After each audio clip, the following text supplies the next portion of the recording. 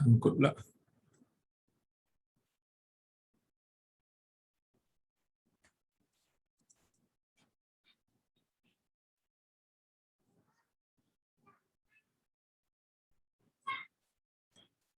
Assalamualaikum warahmatullahi wabarakatuh. Alhamdulillah, nahmaduhu wa nasta'inuhu wa nastaghfiruh. Wa na'udzu billahi min shururi anfusina wa min sayyiati a'malina.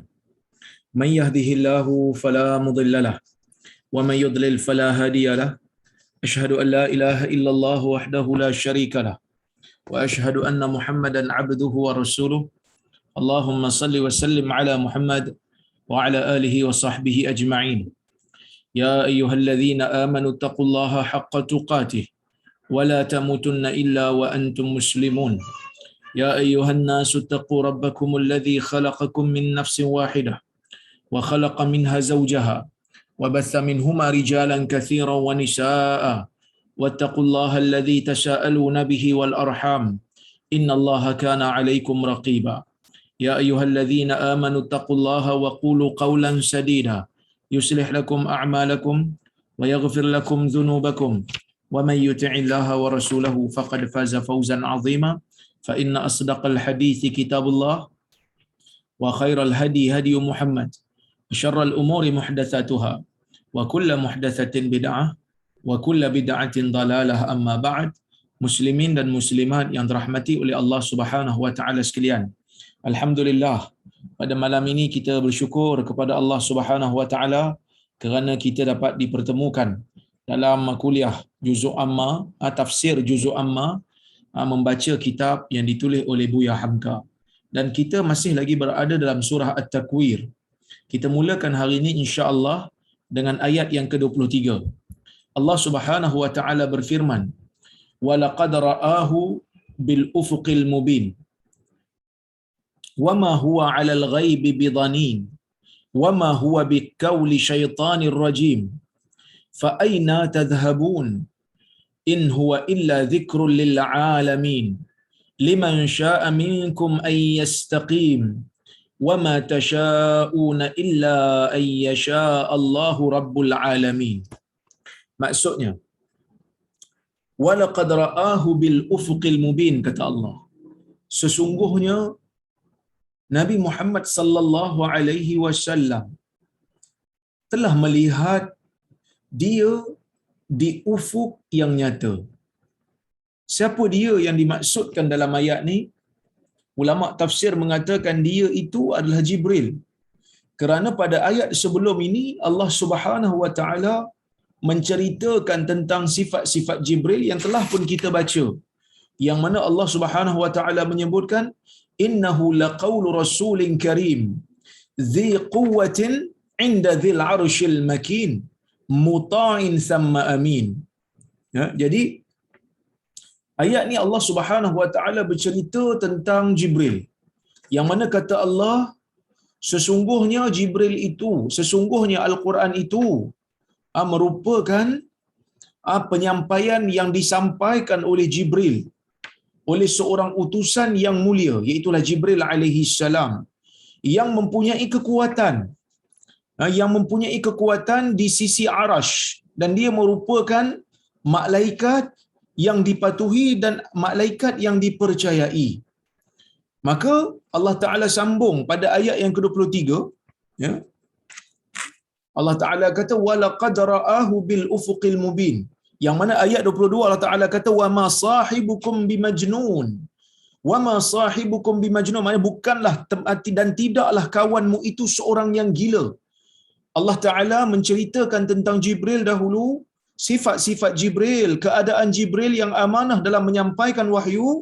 Kemudian Allah Taala sambung dengan menceritakan tentang Nabi Muhammad sallallahu alaihi wasallam. Ya, setelah Allah, kata Hamka, setelah Allah memujikan siapa utusan Allah yang Allah kirim menghantarkan wahyu kepada Muhammad, maka Allah memuji pula siapa Nabi Muhammad itu sendiri, bahawa baginda bukanlah seorang yang gila sebagaimana yang mereka tuduhkan, sebagaimana yang orang Quraisy bagi tahu dekat orang masyarakat setempat pada ketika itu. kononnya Nabi Muhammad sallallahu alaihi wasallam merupakan orang yang gila, orang yang menipu, orang yang berdusta. Maka Allah Azza wa Jal membersihkan dalam beberapa ayat Al-Quran, membersihkan tuduhan-tuduhan tersebut daripada Nabi sallallahu alaihi wasallam. Kemudian Allah menyebutkan walaqad ra'ahu bil ufuqil mubin. Sesungguhnya Nabi sallallahu alaihi wasallam telah melihatnya, yakni Jibril, di ufuk yang nyata. Di mana yang Nabi sallallahu alaihi wasallam lihat Jibril di ufuk ni? Kalau kita rujuk kepada Sahih Al-Bukhari, Nabi sallallahu alaihi wasallam bertemu dengan Jibril kali pertama ketika berada di Gua Hira. Waktu Nabi sallallahu alaihi wasallam duduk di Gua Hira, Nabi didatangi oleh Jibril tanpa Jibril memberitahu kepada Nabi sallallahu alaihi wasallam bahawa dia adalah malaikat yang diutuskan oleh Allah. Dia datang, dia kata pada Nabi, Iqra, baca. Ulama berbeza pendapat. Adakah Jibril datang kepada Nabi sallallahu alaihi wasallam pada ketika itu dalam bentuk manusia ataupun dalam bentuk asalnya, dalam bentuk malaikat? Tetapi yang pastinya Jibril pada ketika itu tidak. Jibril pada ketika itu tidak menunjukkan keseluruhan jasad malaikatnya kepada Nabi Muhammad sallallahu alaihi wasallam. Kemudian apabila Jibril datang kepada Nabi sallallahu alaihi wasallam di Gua Hira, Jibril memberikan wahyu iaitu suratul Alaq ayat pertama sehingga ayat yang kelima. Jibril pun beredar. Maka Nabi sallallahu alaihi wasallam berada dalam keadaan ketakutan. Kenapa Nabi takut?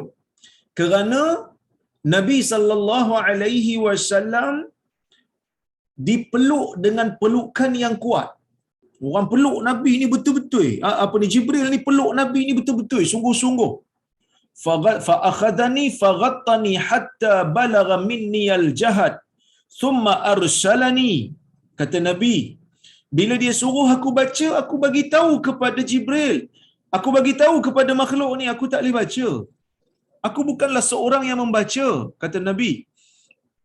Maka Nabi kata, summa akhadhani, kemudian dia ambil aku. Dia tangkap aku, kata Nabi.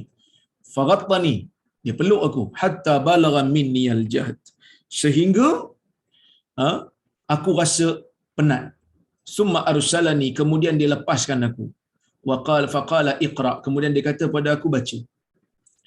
3 kali Jibril buat macam tu, kan? Kalau kita tengok para ulama punya syarah, mereka mengatakan seperti mana kata Al-Imam Al-Khattabi, Jibril ni dia peluk Nabi 3 kali sebelum diberikan wahyu adalah supaya Nabi sallallahu alaihi wasallam fokus kepada apa yang nak disampaikan. Supaya Nabi ni fikiran dia tak fikir pada benda lain, dia hanya fikir tentang apa yang berdepan dengan dia sekarang ni. Ini penting dalam pendidikan.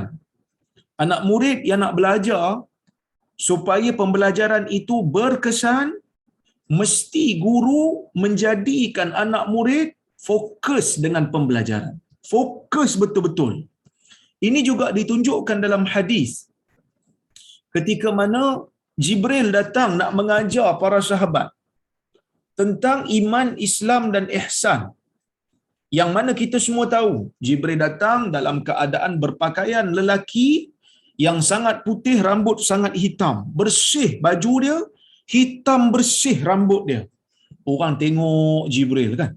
Orang tak tahu tu Jibril. Kata Amar, baina nahnu julusun inda Rasulillah sallallahu alaihi wasallam idh tala alaina rajulun shadidu bayadi thiyab shadidu sawadi sya'ar la yura alaihi atharu safar wala ya'rifuhu minna ahad. Umar kata, kami tengah duduk bersama dengan Nabi sallallahu alaihi wasallam, tiba-tiba muncul seorang lelaki yang tak dikenali, yang mana bajunya tersangat putih, rambutnya tersangat hitam. Dia duduk di depan Nabi sallallahu alaihi wasallam.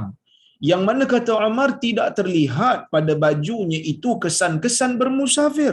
Tak ada debu pun dekat baju dia. Zaman dulu bermusafir naik unta. Zaman dulu bermusafir di tengah-tengah padang pasir. Kalau berjalan mesti akan ada debu. Mesti akan ada sedikit kotoran. Tambahan kalau baju tu putih. Tapi dia ni nampak tak ada pula macam orang musafir, putih sungguh baju dia. Wasyadidu thawadi syar, dan rambut dia tersangat hitam. Kalau betul dia kalau betul dia ni orang yang bermusafir daripada luar Madinah, mesti rambut dia pun lekat debu. Tapi tak ada. Wala ya'rifuhu minna ahad. Nak kata dia musafir, tak ada kesan musafir kat badan dia. Nak kata dia ni orang Madinah, tak ada siapa pun yang kenal di kalangan kami. Ini pelik. Umar kata ni pelik. Fajalasa ila Nabi sallallahu alaihi wasallam. Dia pun duduk depan Nabi. Wa asnada rukbatayhi ila rukbatayhi. Dia pun melekatkan lutut dia dekat lutut Nabi. Semua orang pakat tengok aja kan. Wa wada'a kaffaihi ala fakhidai. Kemudian dia meletakkan kedua tangannya di atas paha Nabi sallallahu alaihi wasallam. Faqala ya Muhammad akhbirni 'anil Islam. Wahai Muhammad, tolong bagi tahu saya tentang Islam. Jibril datang ni tuan-tuan, dia nak ajar kita, dia nak ajar sahabat yang ada di situ pada ketika itu tentang benda yang sangat penting yang menjadi asas dalam agama ini, iaitu Islam, iman dan ihsan. Inilah yang menjadi asas kepada pegangan agama seseorang sebelum pergi kepada bab-bab yang lain di dalam agama. Oleh kerana benda ni sangat penting, maka Jibril datang mengajar para sahabat yang ada pada ketika itu bersama dengan Nabi sallallahu alaihi wasallam. Sebelum dimulakan dengan soalan, Jibril berjaya menarik perhatian kebanyakan ataupun semua sahabat yang ada dalam majlis pada ketika itu untuk fokus dekat dia.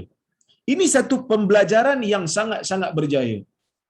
Dan bila dia dah ajar Nabi sallallahu alaihi wasallam tentang Islam, tentang iman, tentang ihsan, tentang tanda-tanda kiamat, Nabi jawab semuanya. Kemudian Nabi sallallahu alaihi wasallam bertanya kepada Umar. Tidak lama kemudian selepas daripada Jibril beredar, Nabi tanya, "Atadri man huwa ya Umar?" Kamu tahu siapa dia wahai Umar? Kata Umar, "Allahu wa rasuluhu a'lam." Allah dan Rasulnya lebih mengetahui. Kata Nabi SAW, "Hadha Jibril ja'akum yu'allimukum dinakum." Itu Jibril. Dia datang dalam keadaan dia mengajarkan kepada kamu agama kamu. Jadi, ini proses pembelajaran. Bila proses pembelajaran, perkara yang pertama yang mesti diambil berat oleh guru ialah mengambil perhatian murid. Murid kena perhati, fokus kepada guru. Jadi kena buat macam-macam lah nak bagi murid fokus tu. Yang kadang-kadang cikgu bawa itulah, bawa video lah kan. Sebelum nak belajar, tunjuk benda-benda yang boleh menarik perhatian. Dan ini diamalkan dalam teori pembelajaran moden hari ini. Hari ini mana-mana cikgu bila nak mengajar mesti ada mukadimah untuk menarik perhatian anak murid supaya fokus kepada apa yang nak dipelajari. Itu juga yang dilakukan oleh Jibril alaihi salam. Jadi bila Nabi sallallahu alaihi wasallam berjaya fokus kepada Jibril yang Nabi pun tak tahu itu adalah Jibril, Jibril pun memberikan wahyu kepada Nabi sallallahu alaihi wasallam, wahyu yang pertama daripada surah Alaq, iaitu awal surah Al-Alaq. Kemudian Jibril pun beredar, lepas tu Nabi ketakutan. Nabi balik bertemu dengan Khadijah, Nabi balik bertemu dengan Khadijah, maka Nabi mengatakan kepada Khadijah, "Zammiluni, zammiluni." Selimutkan aku, selimutkan aku. Cerita ni tuan-tuan pun tahu kenapa Nabi takut. Kerana Nabi nampak benda yang pelik. Nabi melalui satu pengalaman yang sangat-sangat tidak pernah dialami oleh mana-mana manusia sebelum tu. Maka logiklah Nabi ada perasaan takut. Setelah diselimutkan Nabi sallallahu alaihi wasallam, maka Nabi pun dipertemukan dengan Waraqah bin Naufal. Nabi dipertemukan dengan Waraqah bin Naufal oleh Khadijah. Kemudian Waraqah bin Naufal memberitahu kepada Nabi Muhammad sallallahu alaihi wasallam bahawasanya yang berjumpa Nabi sallallahu alaihi wasallam di Gua Hira dan memberikan pangkal daripada suratul Alaq itu ialah namus. Yang berikan wahyu itu adalah namus. Kata Waraqah, hadzal namus alladhi nazzalallahu ala Musa. Itulah namus yang Allah Taala turunkan kepada nabinya Musa. Mana Waraqah tahu? Kerana Waraqah adalah ahli kitab. Walaupun dia Arab, tetapi dia ahli kitab. Kemudian daripada itu Waraqah mengatakan dia Nabi Muhammad sallallahu alaihi wasallam itu adalah nabi. Dia kata apa? Dia kata hadzal namus alladhi nazzalallahu ala Musa. Ya laitani fiha jazaa. Laitani akunu hayyan idh yukhrijuka qaumuk. Alangkah baiknya kalau aku masih muda.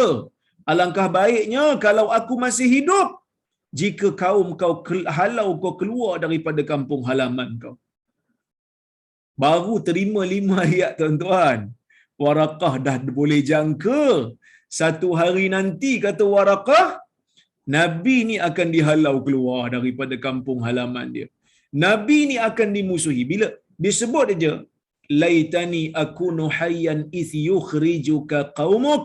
Alangkah baiknya kalau aku masih muda. Sebab Waraqah pada waktu ni dah buta dah mata dia. Tua sangat dah. Dia tahu dah dia tak lama dah. Dia kata alangkah baiknya kalau aku masih hidup ketika mana kaum kau halau kau keluar daripada kampung halaman. Maka Nabi sallallahu alaihi wasallam seolah-olah sedikit terkejut. Nabi tanya, awa mukhrijiyahum? Adakah mereka akan menghalau aku keluar? Dia kata, na'am. Lam ya'ti rajulun bimithli ma ji'ta bihi illa 'udi. Dia kata, ya. Dengan pastinya dia kata, ya. Tidak ada seorang pun, tidak ada lelaki pun yang membawa seperti mana yang engkau bawa, melainkan dia akan dimusuhi. Kemudian Waraqah pun meninggal dunia, wahyu terputus seketika. Bila wahyu terputus, Nabi sallallahu alaihi wasallam menjadi rindu. Nabi sallallahu alaihi wasallam menjadi rindu. Mula-mula takut.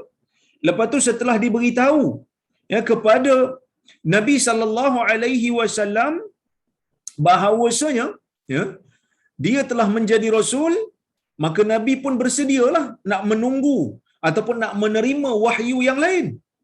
Tiba-tiba wahyu terputus. Tiba-tiba wahyu terputus. Bila wahyu terputus, tuan-tuan dan puan-puan rahmati Allah Subhanahu wa taala sekalian, Nabi ni jadi pelik. Tertanya-tanya Nabi, adakah Allah Subhanahu wa taala telah melupakan dia ataupun telah tidak lagi menghantar tidak lagi menghantar wahyu pada dia?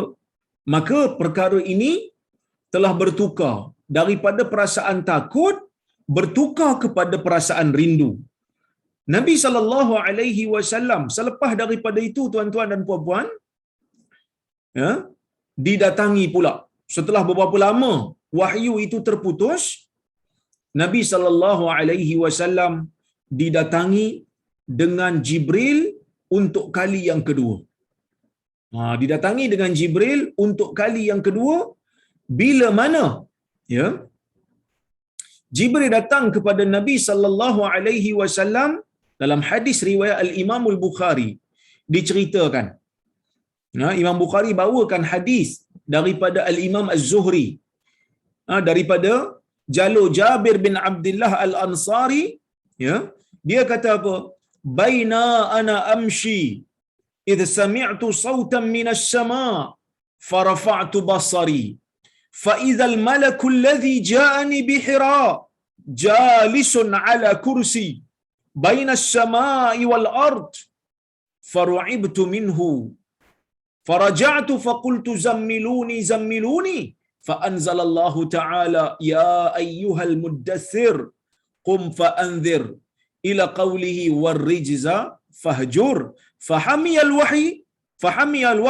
wahyu wa tataba', yang bermaksud Allah Subhanahu wa taala menurunkan menurunkan Jibril kepada Nabi sallallahu alaihi wasallam kali kedua. Kali kedua Allah Taala hantar, ya, kali kedua Allah Taala hantar Jibril kepada Nabi sallallahu alaihi wasallam. Kali pertama di Gua Hira, kali kedua Allah Subhanahu wa taala hantar Jibril setelah Nabi jadi rindu. Nabi tertunggu-tunggu, mana wahyu kedua ni? Kan mana wahyu kedua ni? Maka kata Ibn Shihab, dia riwayat daripada Jabir, dia kata ketika mana, dia kata Nabi sallallahu alaihi wasallam cerita dekat dia, ketika mana saya berjalan, dia kata ketika mana saya berjalan dekat Mekah, idh sami'tu sautan minas sama, tiba-tiba saya terdengar satu suara daripada langit. Dia terdengar suara, Nabi sallallahu alaihi wasallam terdengar suara daripada langit yang memanggil Nabi lah kot, kan? Farafa'tu basari, aku pun angkat pandanganku. Tiba-tiba ada malaikat yang sama yang datang bertemu dengan aku dekat Hira, dekat Gua Hira. Jalisun ala kursi, duduk di atas kursi memenuhi ufuk langit dan bumi. Dan aku pun jadi takut. Faraja'tu, aku pun kembali. Ya, aku kembali dan aku mengatakan kepada ahli rumah pada masa itu, zammiluni zammiluni, selimutkan aku, selimutkan aku. Maka Allah Taala menurunkan ayat Al-Quran, ya ayyuhal muddathir qum fa'anzir, sehinggalah kata-kata Allah, sehinggalah Allah berfirman warrujza fahjur. Ya, ini surah Al-Mudaththir, ayat ataupun wahyu yang kedua turun kepada Nabi sallallahu alaihi wasallam, iaitu Allah Subhanahu wa taala memanggil Nabi sallallahu alaihi wasallam, ya ayyuhal muddaththir, wahai orang yang berselimut, qum fa'anzir, bangkit dan berikan amaran. Wa rabbaka fakabbir, besarkan Tuhanmu. Wa thiyabaka fatahhir, bajumu, pakaianmu hendaklah kamu bersihkan. Warrujza fahjur, hendaklah berhala itu kamu tinggalkan. Ada yang kata hendaklah segala kejahatan itu engkau jauhi. Khilaf di kalangan para ulama tafsir. Maka bila wahyu ini turun, ya, bila wahyu ini turun, kata Jabir, fahamiyal wahyu wa tataba. Jabir meriwayatkan, dia kata Nabi sallallahu alaihi wasallam setelah menerima wahyu ini, maka turun banyaklah wahyu lepas itu dan berturut-turutan. Jadi bila Allah Subhanahu wa taala sebutkan di dalam surah ini yang kita baca, surah Takwir ini, walaqad ra'ahu bil ufuqil mubin, sesungguhnya Nabi sallallahu alaihi wasallam melihat dia, yakni melihat Jibril di ufuk yang nyata. Inilah peristiwa yang kita bacakan tadi itu, iaitu dalam surah, iaitu dalam Sahih Al-Bukhari, Nabi melihat Jibril di ufuk. Itu Nabi melihat Jibril dengan bentuknya yang penuh, dengan jasadnya yang sempurna, yang penuh nampak. Ada sekali lagi Nabi nampak, dua kali Nabi SAW nampak Jibril dengan bentuk asal yang penuh. Ada waktu-waktu yang lain Nabi nampak juga, tapi tidak penuh, nampak sebahagian daripada jasadnya, seperti mana yang diisyaratkan oleh Ibnu Hajar di dalam kitab dia Fathul Bari. Baik. Kemudian, ya, Allah Subhanahu wa taala berfirman lagi, wa ma huwa 'alal ghaibi bidhanin, ya, dan tidaklah dia atas hal-hal yang gaib dapat dituduh. Kalau tuan-tuan tengok dalam tafsir Al-Munir, Syekh Wahbah Az-Zuhaili dia mentafsirkan maksud bidhanin, tidaklah dia, yakni tidaklah Nabi Muhammad sallallahu alaihi wasallam ini bibakhil, tidaklah Nabi ini kedekut dalam nak menyampaikan wahyu daripada Allah.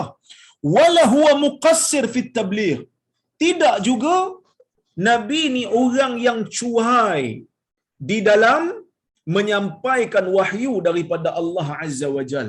Maksudnya Nabi dalam menyampaikan wahyu sangat-sangat bersifat amanah. Nabi sallallahu alaihi wasallam dalam menyampaikan wahyu, Nabi tidak ada perasaan cuai ataupun tidak ada sikap cuai. Semua yang disampaikan oleh Allah kepada Nabi sallallahu alaihi wasallam daripada wahyu untuk disampaikan kepada manusia, Nabi laksanakan dengan cara yang terbaik, dengan cara yang paling sempurna. Sebab itu kalau kita tengok dalam hadis, ya, ada hadis-hadis yang Allah pada peringkat awal, ya, waktu dia terima wahyu yang awal, setelah dia tahu dia adalah Nabi, ada ayat Quran Allah Subhanahu Wa Taala menegur Nabi pada peringkat awal. Allah Subhanahu Wa Taala menegur Nabi, Allah Subhanahu Wa Taala tidak membenarkan ataupun bagi tahu dekat Nabi, janganlah gerak-gerakkan lidah kamu untuk segera membaca. Kalau tuan-tuan tengok dalam Al-Quran, Allah Taala kata apa? La tuharrik bihi lisanaka lita'jala bih. Inna 'alaina jam'ahu wa Qur'anah. Fa idza qara'nahu fattabi' Qur'anah. Yang bermaksud Allah Subhanahu Wa Taala kata kepada Nabi, la tuharrik bihi lisanaka lita'jala bih. Kamu janganlah menggerak-gerakkan lidahmu untuk kamu segera dapat membaca Al-Quran. Kenapa Allah Taala tegur Nabi ni? Kerana pada peringkat awal tuan-tuan, waktu Jibril datang, Jibril bacakan kepada Nabi Al-Quran. Nabi ni oleh kerana dia ada semangat nak melaksanakan tugas dengan sempurna, dia bimbang, takut-takut bila Jibril beredar dia tak dapat hafal apa yang Jibril sampaikan. Jadi sebelum Jibril habis membaca wahyu yang nak disampaikan kepada Nabi sallallahu alaihi wasallam, Nabi dah baca dah. Kan kalau nak senang fahamlah kan. Kita kalau ajar anak kita ngaji, kita suruh diikut kita. Kita baca beberapa potong ayat, kita berhenti dekat orang kata apa, persimpangan tertentu ataupun kita berhenti dekat tempat-tempat tertentu untuk dia ulang. Tapi kadang-kadang dia takut dia tak boleh ulang sebab dia tak, katalah dia takut dia tak boleh ulang, maka dia belum kita berhenti baca dia dah baca dah. Kadang-kadang kita tegurlah, tunggulah saya habis baca dulu. Bagilah saya habis baca dulu, awak dengar dulu. Nanti lepas saya baca, awak baca. Tapi Nabi SAW pada peringkat awal dia takut dia tak boleh baca. Maka Allah Taala bagi tahu dekat Nabi, la tuharrik bihi lisanaka lita'jala bih. Janganlah kamu menggerak-gerakkan lidah kamu untuk kamu segera membaca Al-Quran. Allah Taala bagi tahu dekat Nabi sallallahu alaihi wasallam tak perlu segera. Kenapa? Kerana fa idza qara'nahu fattabi' Qur'anah, apabila kami telah membacanya, ikutlah bacaannya.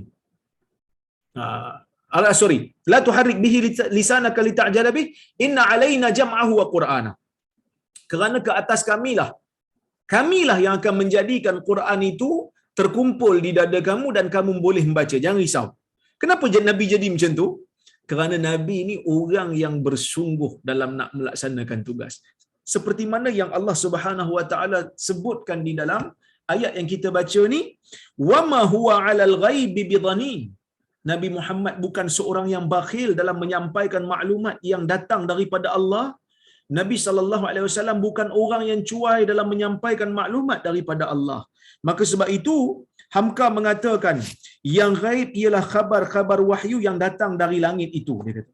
Maka tidaklah Nabi Muhammad itu dapat dituduh bahawa dia menambah atau kurang atau mengurangi apa yang diwahyukan ataupun mengada-adakan dengan mengatakan sesuatu yang bukan wahyu itu sebagai wahyu. Maka Nabi SAW adalah orang yang amanah. Nabi SAW orang yang menjalankan tugas dengan sempurna. Nabi SAW has completed the mission. Nabi telah menyempurnakan misi untuk menyampaikan risalah kepada umatnya. Maka ini yang kita kena percaya. Kemudian Allah Ta'ala sambung lagi. وَمَا هُوَ بِقَوْلِ شَيْطَانِ الرَّجِيمِ. Dan Al-Quran yang diturunkan oleh Allah daripada langit, daripada Lauh Mahfuz itu, dia bukan kata-kata syaitan yang direjam. Kamu kena percaya, wahai manusia, Allah Ta'ala bila dia turunkan Al-Quran, dia turunkan Al-Quran itu dengan pelbagai mukjizat.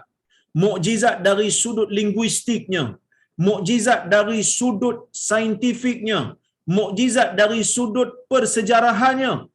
Tidak mungkin makhluk boleh untuk menurunkan kitab seperti Al-Quran. Kenapa?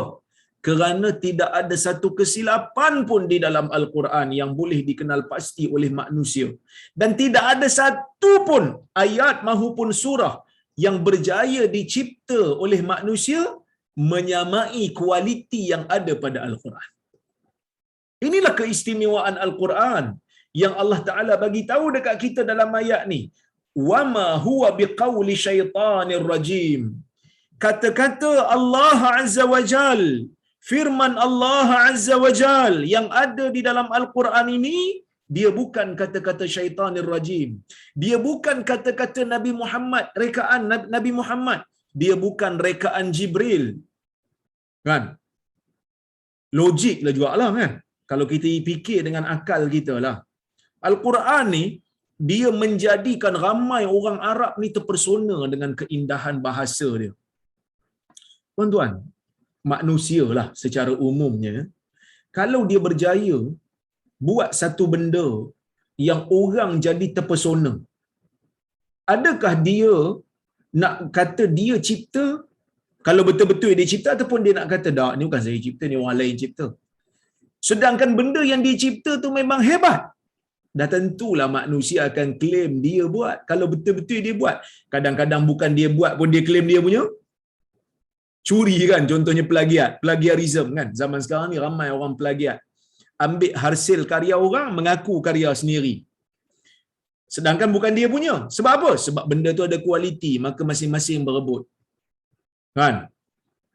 Jadi, kalau benda tu memang Nabi SAW yang cipta lah. Kalaulah ayat Quran ni memang Nabi yang buat, dengan keindahan bahasanya, dengan mukjizat dari sudut pensejarahannya, mukjizat memberitahu benda-benda yang gaibnya, Nabi yang buat. Dah tentu Nabi claim, saya lah yang buat. Kan? Tapi Nabi tak buat. Nabi kata, Nabi tak claim itu adalah kata-kata dia. Itu Nabi kata ini kalam Allah. Selain daripada Quran, hadis. Hadis Nabi kata ni kalam dia. Kan? Memang ia adalah kalam Allah lah. Kan? Tak ada kepentingan pun Nabi nak tipu. Kan? Sebab itu Heraklius ketika dia bertemu dengan Abu Sufyan. Waktu tu Abu Sufyan masih lagi kafir. Heraklius pembesar, orang kata apa? Pembesar Maharaja, pembesar Rom Timur yang berpusat di Konstantinopel, Turki pada masa itu, panggil Abu Sufyan. Kenapa dia panggil? Sebab dia terima Heraklius menerima surat daripada Nabi sallallahu alaihi wasallam, yang mana Nabi sallallahu alaihi wasallam ajak Heraklius untuk masuk Islam. Jadi sebelum dia baca surat tu, dia nak tahu dulu siapa yang hantar surat kat dia. Jadi dia tahu surat tu datang daripada Madinah. Dia cari orang yang nasab dia hampir dengan Nabi Muhammad sallallahu alaihi wasallam. Maka pada ketika itu Abu Sufyan dan rombongan dia datang daripada Mekah bersama dengan Arab-Arab jahiliah ni. Dan Abu Sufyan pada masa itulah orang yang paling dekat nasabnya dengan Nabi SAW, kerana mereka ini datang daripada keturunan Qusay. Datang daripada keturunan Qusay. Maka bila ditanya soalan, ditanya beberapa soalan, dia tanya Abu Sufyan, Nabi ni tipu tak? Nabi ni berbohong tak? Abu Sufyan kata tidak. Maka sebab itu kata Heraklius, aku tahu, dia kata, kalau dia ni dalam urusan dunia pun, dalam urusan manusia pun dia nak tipu, dia tak tipu, takkanlah urusan Allah dia nak tipu. Maksudnya manusia ni, kalau urusan sesama manusia pun dia tak tipu menggunakan nama orang, takkan dengan nama Allah dia berani nak tipu. Sebab Nabi SAW sebelum daripada dilantik menjadi Nabi, dia dah digelar Al-Amin dah. Dia dah digelar seorang yang amanah, seorang yang jujur. Reputasi tu ada dekat Nabi sallallahu alaihi wasallam walaupun sebelum dia jadi nabi. Kan waktu nak hijrah kan Nabi SAW mengarahkan Ali bin Abi Talib untuk membedakan semula harta-harta yang disimpan pada dia. Kenapa orang simpan harta pada Nabi? Kerana orang percaya Nabi. Orang percaya Nabi ni amanah. Orang percaya Muhammad ni kalau simpan harta kat dia tak hilang, dia jaga elok. Maksudnya kejujuran tu ada pada Nabi SAW. Jadi sebab itu Allah Ta'ala kata, apa yang Nabi Muhammad SAW sampaikan dan dia kata ini adalah daripada Allah, ia memang daripada Allah. Ia bukan datang daripada syaitan yang direjam. Ia bukan datang daripada syaitan. Kalau betul ia adalah kata-kata syaitan, sudah pastinya zaman itu ada tukang-tukang sihir, ada kahin, bomoh-bomoh yang berkawan dengan syaitan, yang berdamping dengan syaitan ni pastinya boleh bawa ayat yang hampir sama kualitinya. Tapi tak ada walaupun satu. Tak ada. Musailimah Al-Kazzab yang mengaku dirinya Nabi, cuba untuk reka. Kononnya dia pun dapat wahyu. Tapi perkataan yang direka sangat-sangat rakik, sangat-sangat lemah, sangat-sangat tak teratur dan tak tersusun. Tidak seperti mana bahasa Al-Quran yang begitu indah dan tersusun. Ini membuktikan bahawasanya Al-Quran ialah kalam Allah, bukan kalam mana-mana makhluk. Fa aina tadhhabun, kata Allah. Kemana kamu nak pergi? Mana lagi kamu nak pergi? Kamu dah tahu dah bahawasanya Nabi Muhammad itu amanah. Kamu dah tahu dah bahawa Nabi Muhammad ini bukan orang yang cuai. Kamu tahu dah Nabi Muhammad ini bukan seorang pengkhianat untuk menambah sesuatu yang tidak ada. Dia bukan orang yang suka menipu. Untuk menipu demi kepentingan diri dia. Tak ada kepentingan pun untuk Nabi menipu dalam urusan agama ni. Untuk apa dia tipu? Maka Allah Ta'ala kata, fa aina tadhhabun? Kamu tahu Quran itu kualiti tak sama macam kalam makhluk. Tapi kamu nak pergi ke mana? Kata Hamka, kalau sudah demikian jelas dan terangnya, yang membawa wahyu itu ialah malaikat yang diangkat oleh Allah menjadi rasulnya yang mulia. Kedudukannya kuat, dia amanah, dia tak bohong. Dihantar pula kepada manusia yang paling mulia yang kamu sendiri kenal, duduk bersama kamu. Daripada awal kehidupan dia, kamu tahu dia adalah orang yang amanah. Orang yang jujur, orang yang tidak membohong, orang yang tidak khianat, orang yang tidak biasa cuai dalam tugasnya. Bawa benda ni, kamu tak ada ruang lain dah. Kamu nak ke mana lagi? Sepatutnya kamu terima. Ini adalah kalam Allah. Kamu beriman bahawasanya Al-Quran ini memang datang daripada Allah. Soalan ini dipanggil soalan untuk ingkar. Bukan soalan untuk ambil tahu. Kamu nak pergi ke mana lagi ni? Sepatutnya kalau kamu menggunakan akal kamu, kamu akan beriman dengan Al-Quran yang diturunkan oleh Allah kepada Nabi-Nya Muhammad sallallahu alaihi wasallam. Kemudian Allah Ta'ala sebut lagi, in huwa illa zikrul lil alamin. Dan dia itu tidak lain tak bukan melainkan satu peringatan kepada seluruh alam. Dia tu rahmat untuk seisi alam. Dia bukan hanya terbatas untuk satu kaum ataupun untuk satu kelompok atau untuk satu waktu. Dia adalah buat selama-lamanya. Selama alam dunia ini masih didiami oleh manusia. Tuan-tuan dan puan-puan rahmati Allah Subhanahu wa taala, itulah sifat dan ciri-ciri Islam. Sifat dan ciri-ciri Islam ni bukan hanya terbatas pada kaum yang tertentu. Sifat dan ciri-ciri Islam ni bukan hanya terbatas pada waktu yang tertentu. Sifat dan ciri-ciri Islam ni bukan hanya terbatas pada tempat yang tertentu. Sebaliknya kita selalu mendengar seperti mana yang disebutkan oleh para ulama, syariatul Islam salihatun likulli zamanin wa makan. Syariat Islam ini sesuai digunakan. Ya, sesuai digunakan di setiap masa dan di setiap tempat. Allah Subhanahu wa taala di dalam ayat ini memberikan kita, orang kata apa, satu pengajaran ataupun satu penegasan bahawasanya Al-Quran yang diturunkan, Islam yang diturunkan kepada manusia, dia adalah satu peringatan untuk alam. Jadi kita kena sampaikan isi kandungan Quran, kena sampaikan ajaran Islam kepada manusia seluruhnya. Ya, dia adalah satu, orang kata apa, surat cinta Allah. Surat cinta Allah kepada manusia keseluruhannya. Bukan hanya untuk orang Islam.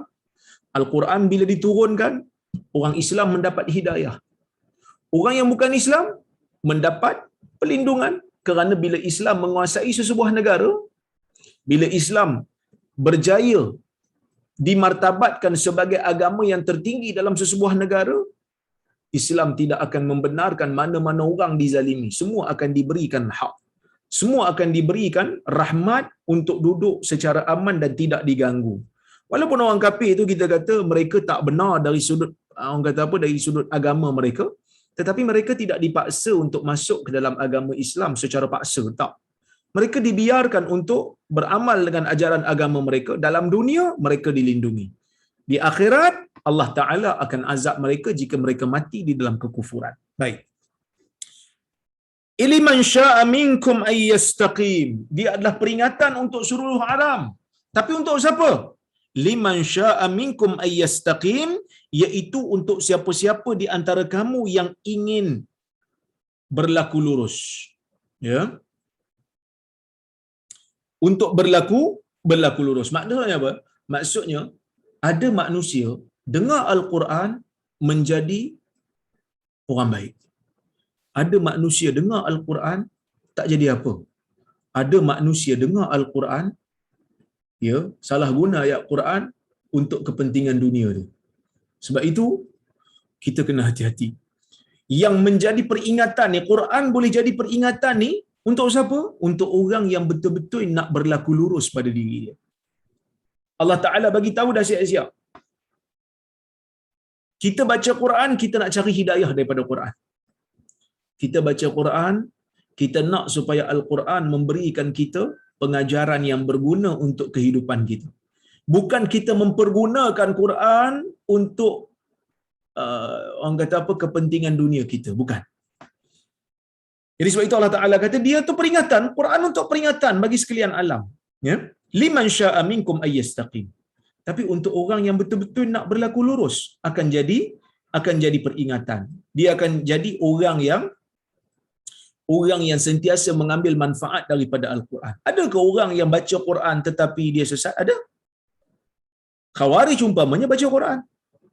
Nabi SAW menyebutkan dalam hadis, mereka membaca Al-Quran.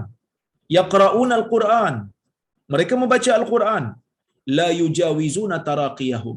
Tetapi orang kata apa? Mereka baca Quran, Quran itu tidak lepas kerongkong mereka, hanya sampai di sini, tidak menghayatinya dengan jiwa. Maka apa yang mereka lakukan bila baca Quran? Mereka ambil zahir Al-Quran, membunuh orang atas nama Al-Quran. Mereka membunuh orang atas nama Islam. Seperti mana yang Nabi SAW sebut dalam hadis, Nabi mengecam mereka. Yaqtuluna ahlal iman wa yada'una ahlal awthan. Mereka membunuh orang-orang yang beriman dan mereka membiarkan orang-orang kafir. Alasan mereka kerana orang-orang yang beriman ni telah menjadi kafir bila buat dosa besar. Mereka membaca Al-Quran, tetapi pentingnya membaca Al-Quran itu dengan tadabbur, mencari hidayah dengan jiwa yang bersih, dengan jiwa yang murni, bukan hanya sekadar pemahaman yang cetek, tidak bertadabbur. Maka manusia yang seperti ini akan hanyut. Mereka bukanlah orang yang inginkan kebenaran, mereka bukanlah manusia yang inginkan jalan yang lurus. Jadi sebab itu kita setiap hari wajib baca doa. Ihdinas siratal mustaqim, siratal ladzina an'amta 'alaihim, ghairil maghdubi 'alaihim waladdallin. Ya, yang mana disebutkan di dalam surah Fatihah yang wajib kita baca setiap hari kerana kita wajib salat. Wahai Tuhan, tunjukkanlah kami jalan yang lurus. Apa itu jalan yang lurus? Jalan orang yang kau telah kurniakan nikmat kepada mereka. Bukan jalan orang yang kau murka, bukan juga jalan orang yang sesat. Siapa jalan yang dimurkai ini? Siapakah jalan orang-orang yang dimurkai? Ulama tafsir kata ghairil maghdub, orang yang dimurkai ni, jalan orang yang dimurkai yang kita tak nak ni ialah jalan Yahudi. Waladdallin, bukan juga jalan orang yang sesat. Siapa dia? Golongan Nasara. Kenapa? Dalam beragama ni tuan-tuan, ada dua benda yang merosakkan. Yang pertama, perbuatan melampau. Orang yang beragama, ini kita bincang orang yang nak kepada agama. Orang yang tak nak kepada agama, yang cuai terhadap agama, yang melakukan maksiat, confirm dia akan binasa. Ya, confirm dia ni akan binasa kalau Allah Ta'ala tak ampunkan dia. Hidup dalam dunia minum arak, hidup dalam dunia mencuri, hidup dalam dunia makan rasuah, hidup dalam dunia buat zalim ke orang, hidup dalam dunia melakukan syirik. Ini orang yang cuai terhadap agama. Ini golongan yang pertama. Mereka akan binasa Bila sampai ke negeri akhirat, apabila mereka ini tidak dapat pengampunan daripada Allah Subhanahu Wa Taala. Ini golongan pertama. Yang ni selesai. Manusia tahu yang ni. Siapa yang tak taat kepada Allah, siapa yang melakukan syirik pada Allah, mereka ni bila sampai ke negeri akhirat, mereka berada dalam keadaan yang bahaya. Itu yang pertama. Yang kedua, golongan yang nak kepada agama tetapi membahayakan diri mereka. Orang yang nak kepada agama yang membahayakan diri mereka ni ada dua kategori. Kategori yang pertama ialah orang yang dimurkai. Siapa golongan yang dimurkai? Para ulama kata sifat ini ada pada golongan Yahudi. Apa yang ada pada golongan Yahudi? Melampau dalam beragama. Melampau dalam beragama ni maksudnya apa? Ubah agama daripada agama yang ringan menjadi agama yang berat. Ubah kehendak Tuhan berdasarkan hawa nafsu mereka hanya semata-mata kerana nak mendapat habuan dunia, ubah. Maka sebab itu golongan Yahudi Allah Ta'ala sebut di dalam Al-Quran dengan celaka. Ada satu ayat dalam Al-Quran, kalau tuan-tuan tengok, Allah Subhanahu Wa Ta'ala menyebut mereka dengan sebutan celaka. Ya. Kenapa Allah Ta'ala sebutkan mereka ini celaka? Kerana Allah Subhanahu Wa Ta'ala kecam mereka kerana mereka mengubah ajaran agama. Disebabkan oleh kerana nakkan habuan dunia satu, sebahagian daripada mereka kerana mereka ini nak melampau dalam beragama. Allah Ta'ala sebut dalam surah Al-Baqarah, fawailul lilladzina yaktubuna al-kitaba biaydihim thumma yaquluna hadha min indillah liyashtaru bihi thamanan qalila fawailul lahum mimma katabat aydihim wa wailul lahum mimma yaksibun. Allah Ta'ala ulang 3 kali celaka dalam ayat ni. Apa maksudnya? Fawailul lilladzina yaktubuna al-kitaba biaydihim. Celakalah bagi golongan yang menulis kitab dengan tangan mereka. Menulis kitab, menulis lembaran dengan tangan mereka sendiri. Summa yaquluna hadha min indillah. Kemudian mereka mendakwa ni daripada Allah. Liyashtaru bihi thamanan qalila. Supaya mereka dapat membelinya dengan harga yang murah. Fawailul lahum mimma katabat aydihim. Celakalah apa yang tangan mereka tulis. Wa wailul lahum mimma yaksibun. Celakalah apa yang mereka usahakan. Tuan-tuan dan puan-puan rahmati Allah sekalian, ni golongan yang pertama. Golongan Yahudi yang mengubah agama disebabkan oleh kerana kepentingan dunia.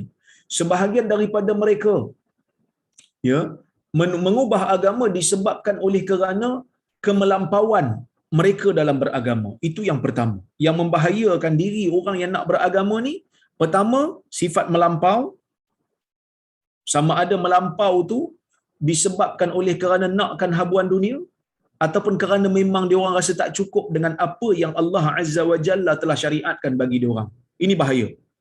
Satu lagi ialah golongan yang dalin, disebutkan di dalam Al-Fatihah, golongan yang sesat. Siapa golongan yang sesat ni? Golongan yang sesat ni sebahagian fuqaha, sebahagian ulama tafsir mengatakan golongan Nasrani, iaitu kejahilan. Ada orang yang beragama, tekun dalam beragama, tetapi agama yang mereka pegang, amalan agama yang mereka bina berdasarkan kepada kejahilan. Mereka menyangka bahawasanya agama yang mereka pegang itu benar, tetapi mereka tak ikut petunjuk wahyu. Mereka mengikut pandangan-pandangan padri-padri mereka sehingga mereka menjadi sesat daripada jalan yang sebenar. Maka kejahilan tanpa ada ilmu, kemelampauan disebabkan inginkan habuan dunia dan inginkan dan merasakan tidak cukup terhadap apa yang Allah Ta'ala syariatkan, telah membinasakan golongan yang beragama sebelum daripada kita. Ya, sebelum daripada kita, ahli kitab diberikan dengan kitab, tetapi mereka telah menjadi sesat. Sebab apa? Sebab jahil satu, melampau dua. Melampau ni pun ada yang melampau disebabkan oleh kerana rasa tak cukup dengan syariat yang Allah Ta'ala bagi. Ada juga yang melampau ubah agama sebab nak habuan, nak bagi orang tengok, oh agama yang dipegang ni, agama yang dia bawa ni susah betul, ini betul sungguh. Maka sebab itu kedua-dua golongan ahli kitab menjadi sesat, menjadi kufur dengan dengan Allah Subhanahu wa taala, terhadap Allah Subhanahu wa taala. Jadi tuan-tuan, kita golongan ahli sunnah wal jamaah daripada kalangan orang Islam, kita berada di pertengahan. Kita tidak melampau dalam beragama, kita hanya berpada dengan apa yang ditunjukkan oleh Nabi sallallahu alaihi wasallam dalam akidah dan ibadah. Dalam bab dunia, selagi mana tidak ada larangan kita buat, bila ada larangan kita tinggalkan. Begitu juga kita mementingkan dalil, mementingkan sumber. Kita tidak mengatakan ikut buta aja tanpa mengetahui dalil. Kita tak kata begitu. Nah, inilah kelebihan ulama-ulama Islam. Imam Abu Hanifah umpamanya, dia pernah menegur Abu Yusuf. Ketika mana Abu Yusuf belajar dengan Abu Hanifah. Abu Yusuf ni kita kenal lah kan. Dia ni, orang kata apa? Dia ni anak murid yang kanan Abu Hanifah. Dia bertegur anak murid dia. Dia kata, malang kamu tulis hari ni. Mungkin hari ni kamu tulis, esok aku ubah pendapat. Lusa aku ubah lagi pendapat. Abu Hanifah nak bagi tahu pada anak murid dia, boleh tulis, tetapi jangan jadikan apa saja yang datang daripada mulut dia ni seumpama dalil syar'i, seumpama agama yang tidak langsung boleh untuk orang kata apa, untuk berbeza pendapat. Abu Hanifah menyedari hakikat itu dan diajar pada anak murid dia. Islam, ulama-ulama Islam tidak mengenal ketaksuban. Sesiapa yang membuka kitab Al-Imam An-Nawawi dalam Al-Majmu' umpamanya, kitab Al-Majmu' karya Al-Imam An-Nawawi umpamanya, dia akan dapati Al-Imam An-Nawawi merupakan tonggak utama dalam madhab Asy-Syafi'i. Al-Imam An-Nawawi rahimahullah, seorang yang sangat berjasa dalam madhab Syafi'i. Tetapi ada beberapa keadaan Imam Nawawi seolah-olah cenderung dengan pendapat ulama daripada mazhab lain. Ulama daripada mazhab lain dia tak pilih pandangan Imam Syafi'i. Walaupun dalam banyak keadaan dia memang memilih pandangan Imam Syafi'i, tetapi dia nak bagi tahu kat kita, dia nak bagi isyarat kat kita bahawasanya dalam beberapa keadaan kita dibenarkan untuk berbeza pendapat dengan tokoh yang kita sayang. Kita dibenarkan untuk berbeza pendapat dengan tokoh yang kita rasa ijtihad dia paling betul, kerana dia adalah manusia. Seperti mana kata Imam Malik rahimahullah, kata dia, kullu nas yu'khadhu min kalami, kullu insan yu'khadhu min kalamihi wa yurad illa sahib hadzal qabr. Yang bermaksud, Imam Malik kata semua manusia ini kata-katanya boleh untuk diambil dan boleh juga untuk ditolak, kecuali orang yang berada di dalam kubur ini, lalu dia mengisyaratkan kepada kubur Nabi Muhammad sallallahu alaihi wasallam. Jadi inilah orang kata keseimbangan ulama Islam dalam meletakkan agama di tempat yang sewajarnya, agama di tempat yang betul, membezakan di antara prinsip Islam yang kita tidak boleh untuk berbeza, yang mesti dipegang oleh kita semua, prinsip wahyu yang ia datang daripada Allah dan Rasulnya, dan mereka juga membezakan di antara ijtihadat ataupun ijtihad dan pandangan para ulama yang terdedah kepada kesilapan dan betul. Yang mana yang orang kata apa? Terdedah kepada ijtihad, maka pada ketika itu kita boleh berlapang dada. Seperti mana kata Imam Syafi'i, seperti mana kata Al-Imam Syafi'i kepada anak murid di Yunus As-Sadafi. Mereka berbeza dalam satu dua pendapat. Imam Syafi'i memberi pesanan kepada Yunus. Dia kata, ala yastaqim an nakhtalifa fi mas'alatin wa nakunu ikhwana. Wa nakuna ikhwana. Tidakkah boleh, tidakkah lurus, tidakkah boleh untuk kita ni masih lagi boleh berbeza pada satu-satu pandangan, tetapi kita tetap menjadi saudara. Kerana apa? Kerana masing-masing ada sangka baik. Saya tahu awak nakkan keredaan Allah, awak tahu saya inginkan keredaan Allah. Kalau kita berbeza dalam beberapa perkara, dan perkara itu boleh untuk diberikan perbezaan, diberikan ruang untuk berijtihad, maka dalam keadaan itulah,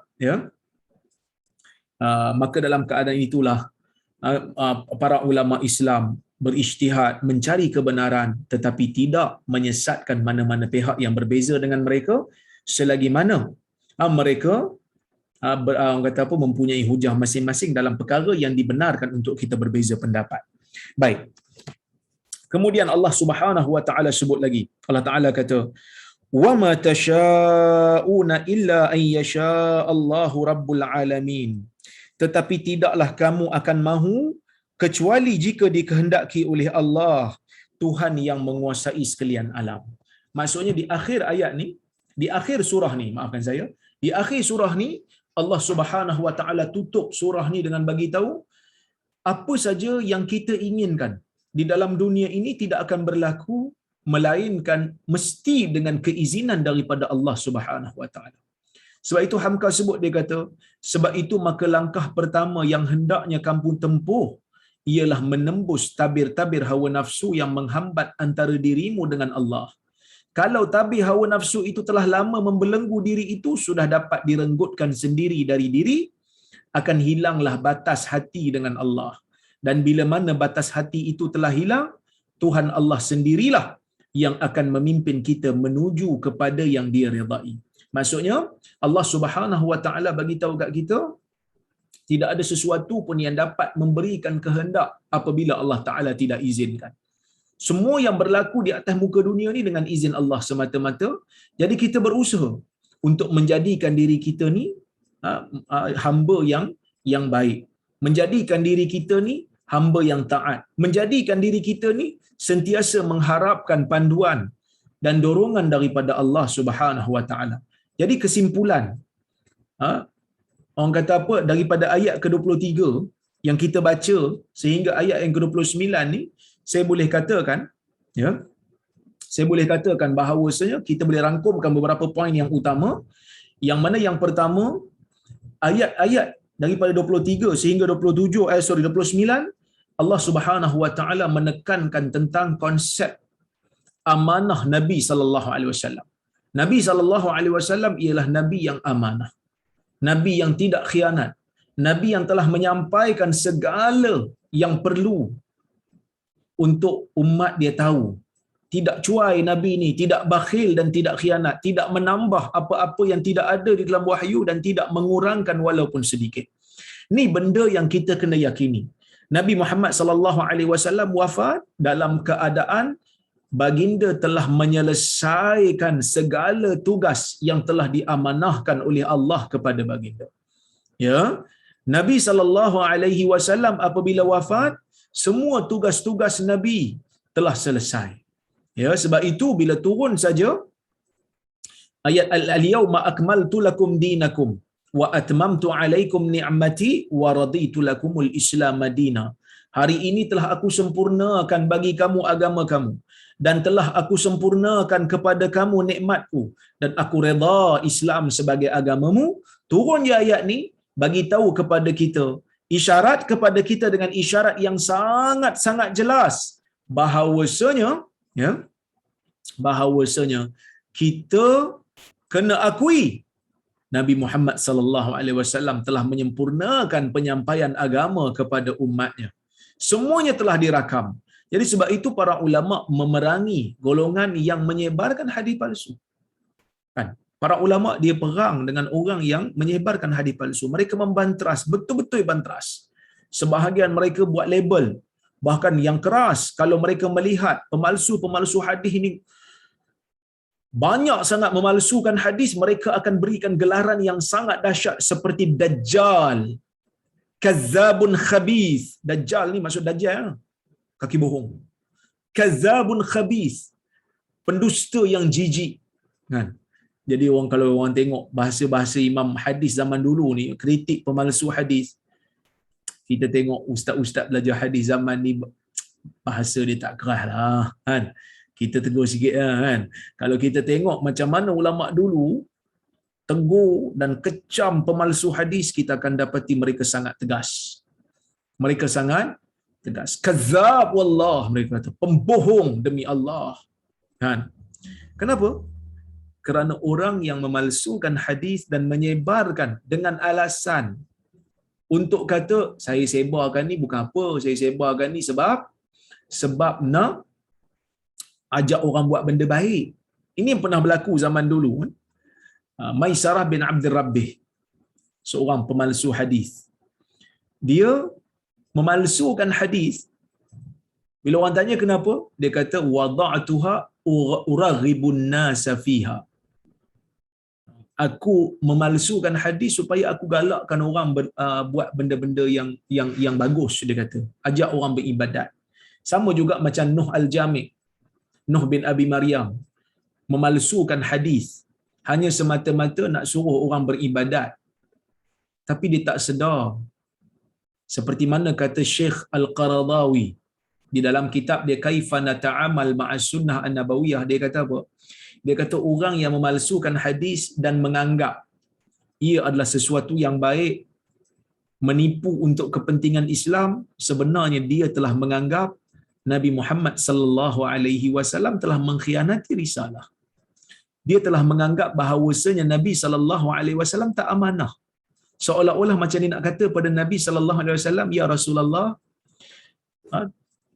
engkau telah wafat dalam keadaan ada lagi beberapa kerja-kerja tentang Islam ini yang tak selesai. Kan? Yang tak selesai. Maka tak apa, biarlah saya yang buat reka hadis supaya hadis ini boleh melengkapkan ajaran agama yang masih belum selesai sedangkan kau dah wafat. Ini benda yang sangat bahaya, tuan-tuan. Siapa yang percaya ataupun siapa yang boleh terima benda ni, dia secara tidak langsung seolah-olah merasakan Nabi Muhammad sallallahu alaihi wasallam ini tidak sempurnakan amanah dengan betul, tidak melaksanakan amanah dengan sempurna. Sebab itulah orang-orang yang belajar hadis ni, tuan-tuan, mereka begitu tegas dan keras kepada orang-orang yang suka memalsukan hadis dan menyebarkan hadis palsu. Ya, cukup dengan apa yang ada. Seperti mana kata Ibnul Mubarak, fi sahihil ahadis ghunyah an dha'ifiha wa an saqimiha. Pada hadis-hadis yang sahih itu sudah ada orang kata apa, sudah ada kecukupan daripada kita nak mencari hadis-hadis yang palsu. Itu yang pertama.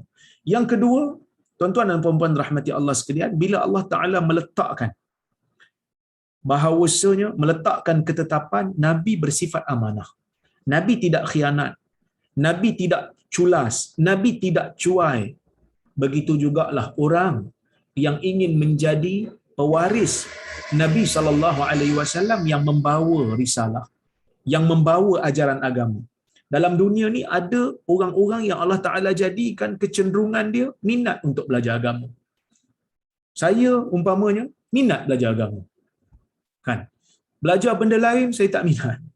Kan? Tiba-tiba belajar agama ni jadi minat daripada kecil. Bukan kerana keluarga saya ni keluarga ustaz-ustaz, tak. Bukan juga, kan. Keluarga saya ni kira macam orang kata apa, dalam keluarga besar saya je lah yang boleh sikit bahasa Arabnya. Kenapa? Minat. Allah Taala, mungkin Allah Taala jadikan minat saya di sini, tapi saya kena nasihati diri saya, kita kena amanah untuk menyampaikan risalah seperti mana Nabi itu amanah, Nabi itu jujur, Nabi itu menyampaikan agama tanpa ada tanpa ada ciri-ciri cuai ataupun ciri-ciri culas. Kita juga kena bersifat dengan sifat yang sama. Amanah di dalam menyampaikan risalah. Yang mana amanah dalam menyampaikan risalah ini akan tergugat apabila kepentingan kita akan terganggu apabila kita bercakap perkara yang benar bertembung di antara hak Allah dan hak Rasul. Maka pada ketika itu kita nilailah, adakah kita nak mengutamakan kebenaran ataupun kita nak mengutamakan habuan dunia kita. Maka sebab itu tuan-tuan dan puan-puan rahmati Allah Subhanahu wa taala, Nabi sallallahu alaihi wasallam menyebutkan dalam sebuah hadis riwayat Imam Al-Bukhari, Nabi kata apa? La yu'minu ahadukum hatta akuna ahabba ilaihi min walidihi wa waladihi wan nasi ajmain. Tidak sempurna iman salah seorang daripada kamu sehingga aku dia sayang lebih daripada dia mencintai ibu bapanya, lebih daripada dia mencintai anak-anaknya, dan lebih dia mencintai manusia selainnya. Kita kena paksa diri sayang Nabi lebih daripada segala-gala manusia yang ada di alam ini. Kenapa? Kerana melebihkan Nabi sallallahu alaihi wasallam itulah tuntutan agama. Kalaulah bertembung di antara habuan dunia kita dengan habuan agama, Cakap benda ni umpamanya kena kecam. Cakap benda ni umpamanya hilang pengaruh. Cakap benda ni umpamanya orang tak panggil ceramah dah. Contohnya kan. Kan? Kena tarik tauliah umpamanya kan. So kita kena fikirlah. Nak cakap ke tidak? Kan kita nilai diri. Kita nilai diri kita. Kalau cakap benda ni orang tak suka. Saya bukan tak nak cakap tapi orang tak suka. Nanti orang marah saya. Ada benda tu kena cakap. Jadi kalau kita mendahulukan kepentingan Allah dan Rasul, benda ni palsu. Siapa pun sebut, palsu tetap palsu. Kita tak boleh kata, yalah walaupun palsu tapi sebab dia cakap, kita kena kata sahih. No, tak boleh. Kerana Islam dia bukan melihat kepada apa, dia tak melihat kepada siapa yang cakap tu.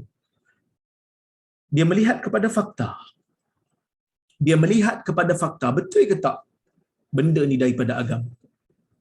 Kan? Kalau betul benda ni pada agama, siapa pun yang cakap, kita kena betul lah. Kalau kita kata betul hanya semata-mata sebab dia puak kita cakap, puak lain cakap, jadi tak betul, asabiah lah tu. Itulah yang dinamakan oleh Nabi SAW sebagai asabiah. Asabiah ni bahaya. Kerana asabiah ini perangai orang jahiliyah yang dibuang oleh Nabi SAW lama dulu. Kita membela kebenaran atas dasar dia adalah kebenaran. Bukan kerana kita bela kebenaran disebabkan dia dibawa oleh geng kita. Bukan kita menentang kebenaran itu sebab dia datang daripada puak yang lawan dengan kita. Ini bukan sifat orang Islam. Amanah dalam menyampaikan agama perlu untuk dididik dalam diri pendakwah yang merupakan pewaris kepada para anbiya. Ini untuk diri macam orang macam saya lah kan. Saya ni ada sikit lah, bukanlah banyak. Sikit. Orang kata apa, tanggungjawab. Kerana Allah Ta'ala bagi sikit ilmu. Pas tahu tentang agama sikit, tak banyak pun, sikit je. Kena ada perasaan tanggungjawab amanah. Ya, kena ada perasaan amanah dalam menyampaikan agama, amanah dalam melaksanakan tugas menyampaikan kebenaran. Tak kira siapa pun, kena bagi tahu benda ni benar. Benda ni yang benar, benda ni yang salah. Benda ni yang siapa pun, orang suka ke tak suka, kita terpaksa cakap. Kita tak cari kebencian orang. Tetapi bila sampai satu masa bertembung di antara redha manusia dan redha Allah, sebagai seorang pendakwah yang membawa risalah, yang menyambung membawa risalah Nabi SAW, kena dahulukan redha Allah. Nah, itu yang kedua. Yang ketiga tuan-tuan, Allah Subhanahu Wa Taala bagi tahu kat kita tentang kepentingan istiqamah. Kan? Quran ini Allah Taala turunkan menjadi hidayah kepada orang yang istiqamah. Orang yang sentiasa muhasabah diri, orang yang sentiasa menuntut ilmu, orang yang sentiasa mendengar nasihat. Sebab tu kalau kita tengok juzuk Amma ni, di akhir-akhir Al-Quran, biasa orang baca Quran daripada awal, di akhir-akhir Al-Quran banyak cerita berkenaan dengan kiamat. Banyak cerita berkenaan dengan kiamat. Sebelum kita menghabiskan Quran, seolah-olah Allah Ta'ala nak memberikan kita satu peringatan yang berkali-kali. Kamu insan, kamu insan, kamu insan. Yang mana insan akan mati, akan dipertemukan di hari kiamat, akan dihadapkan di hari kiamat di hadapan Allah Azza wa Jal, akan ditimbang amalan, akan dihisap, akan diperhitungkan apa yang mereka lakukan di dalam dunia ni. Ia seolah-olah memberikan satu gambaran bahawasanya kehidupan kita ini tidak berakhir di dalam dunia dan berakhir begitu saja. Bila berakhir saja kehidupan kita dalam dunia, kita akan hidup semula di barzakh dan kita akan hidup semula di dalam di padang mahsyar dan kita akan diperhitungkan di sana. Itu yang bahaya. Jadi kepentingan untuk istiqamah. Apa itu istiqamah? Sentiasa mulazamah diri dengan nasihat. Sentiasa mulazamah diri dengan banyak mengingati mati. Sentiasa mulazamah diri, membiasakan diri untuk menghadiri majlis agama. Sentiasa melazimkan diri untuk melakukan ketaatan kepada Allah. Kita manusia, kita tak nafi, ada ketikanya kita akan terganggu dengan orang kata apa? Dengan cabaran-cabaran, dengan godaan-godaan dunia. Tetapi itu bukan jalan mati. Orang yang orang kata apa? Orang yang tersesat jalan, itu bukan jalan mati untuk dia. Islam ni dia macam satu jalan yang lurus. Di kiri dan kanan ada simpang. Syaitan, setiap simpang tu ada syaitan panggil. Dan simpang itulah maksiat. seperti mana yang disebutkan oleh Nabi SAW dalam hadis riwayat Ibnu Mas'ud, yang mana Ibnu Mas'ud kata khattan Nabi SAW khatta mustatila. Nabi buat satu garis panjang. Summa khatta khututan an yaminihi wa shimali. Kemudian Nabi buat garis panjang dekat kiri dan kanan. Nabi kata haza sabilullah, ni jalan Allah. Yang panjang ni jalan Allah, ni jalan Islam. Tengah-tengah. Wa hadza subul. Nabi kata wa hadhihi subul. Ni jalan-jalan ni fi kulli sabili minha syaitan yad'u ilaih.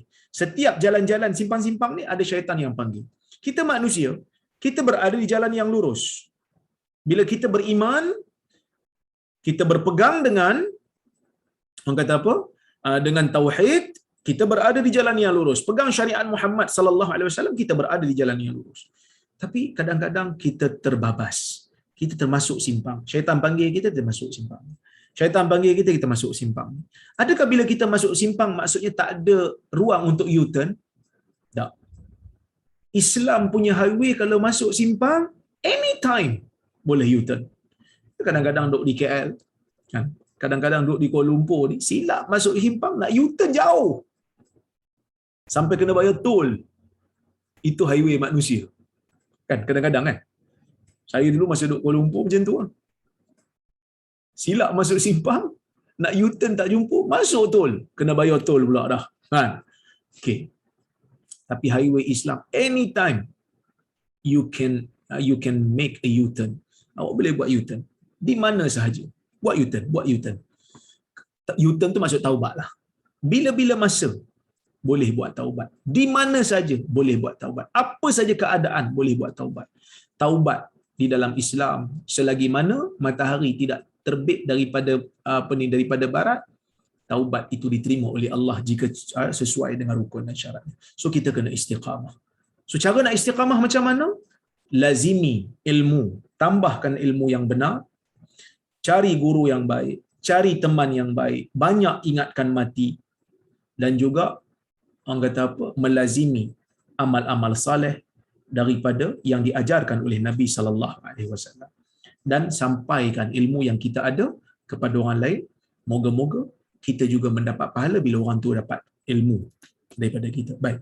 Kemudian yang seterusnya, yang keempat. Yang kelima. Allah Taala nak bagi tahu dunia ni berjalan dengan kehendak Allah. Ya, semuanya berjalan dengan kehendak Allah.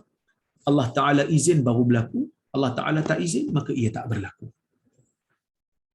Jadi kita sebagai manusia kena banyak berdoa kepada Allah Subhanahu Wa Taala supaya mengizinkan kita untuk berada dalam ketaatan.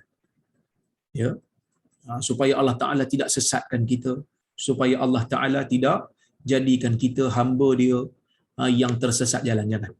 Okey. Jadi tuan-tuan dan puan-puan rahmati Allah sekalian, saya kira itulah serba sedikit yang saya boleh kongsikan. Insya-Allah pada kuliah yang akan datang kita akan masuk surah yang baru, iaitu surah Al-Infitar. Mudah-mudahan surah ni juga dapat kita tadabbur dan mengambil manfaat daripadanya dengan baik. Baik. Kemudian insya-Allah kita tengok kalau ada soalan ataupun komentar, saya cuba untuk jawab ya.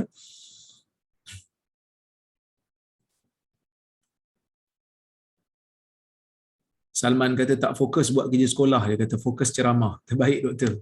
Okey, terima kasih. Mudah-mudahan ada manfaat ya apa yang saya sampaikan pada malam ini. Terima kasih banyak Salman. Assalamualaikum Ustaz. Waalaikumsalam. Ada lagi ke golongan Khawarij zaman sekarang? Ini satu soalan yang bagus. Dan saya sebut tadi pasal Khawarij. Siapa itu Khawarij? Khawarij ini adalah satu mazhab akidah, dia bukan mazhab fiqh. Sebab tu tuan-tuan kadang-kadang kita jarang dengar, kan? Kita jarang dengar. Kita biasa dengar Hanafi, Hambali, Syafi'i dan Maliki. Itu mazhab fiqh. Yang mana semua tu berada di dalam ahli sunnah wal jamaah. Perbezaan itu disebabkan oleh kerana perbezaan mereka faham, perbezaan cara mereka memahami ayat-ayat ataupun dalil-dalil yang berkaitan dengan hukum hakam. Tapi ada mazhab juga mazhab akidah. Kita ada Mu'tazilah, kita ada Murji'ah, kita ada Khawarij, dan kita ada ahli sunnah. Ahli sunnah berpegang kepada Quran dan sunnah. Manakala golongan Khawarij ialah mereka yang disebutkan oleh Nabi sallallahu alaihi wasallam, yang mana dia datang daripada keturunan Zulkhuwaisirah. Zulkhuwaisirah ni orang yang hidup di zaman Nabi sallallahu alaihi wasallam, dia pernah tegur Nabi. Dia pernah petikaikan cara Nabi membahagikan harta rampasan perang. Ya, maka Nabi kata akan keluar daripada keturunan dia orang yang suka bunuh orang, disebabkan oleh kerana mereka meninggalkan benda yang wajib ataupun melakukan dosa besar. Jadi golongan Khawarij ini muncul pada zaman Ali bin Abi Talib apabila mereka tak puas hati Ali bin Abi Talib melakukan majlis tahkim bersama Muawiyah bin Abi Sufyan pada ketika itu, dan mereka mengkafirkan orang-orang yang melakukan dosa besar. Adakah Khawarij ini masih ada di zaman sekarang?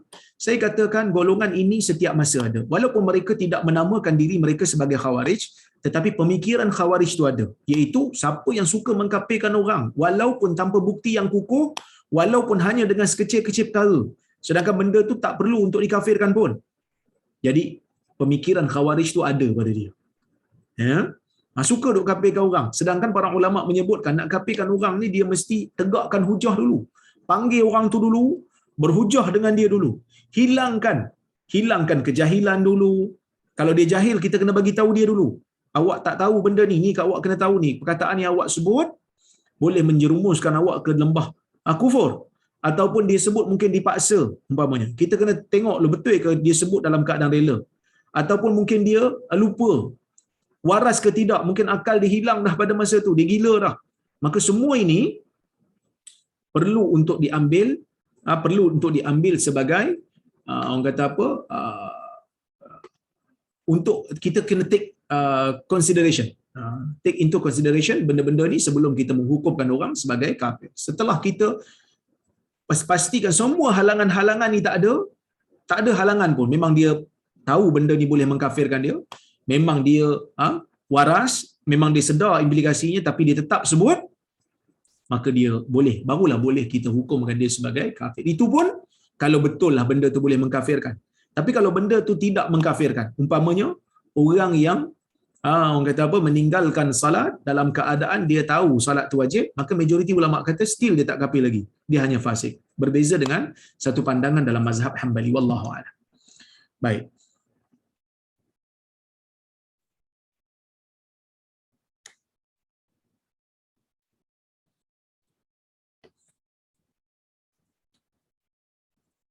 Assalamualaikum warahmatullahi wabarakatuh. Saya rasa kasihan kepada orang yang inginkan hidayah mencari majlis ilmu untuk belajar agama, tapi malangnya ada yang terjumpa dengan asatizah yang menyeleweng. Pada pandangan doktor, adakah boleh dan wajar di Malaysia digubal rang undang-undang penyebaran hadis palsu, penyebaran ajaran sesat, ajaran salah supaya asatizah lebih berhati-hati dan amanah dalam menyampaikan dakwah? Ini melibatkan akidah masyarakat. Sokongan padu dari semua golongan diperlukan selain para ulama, dan orang-orang seperti doktor kena betulkan pemahaman yang salah. Sebenarnya kita dah ada dah rang undang-undang di bawah enactment negeri. Kita dah ada dah. Sebab itu digazetkan Syiah itu tidak boleh disebarkan, kena tangkap kalau orang yang berpegang dengan pandangan-pandangan yang sesat ni. Kita dah ada dah undang-undang tu.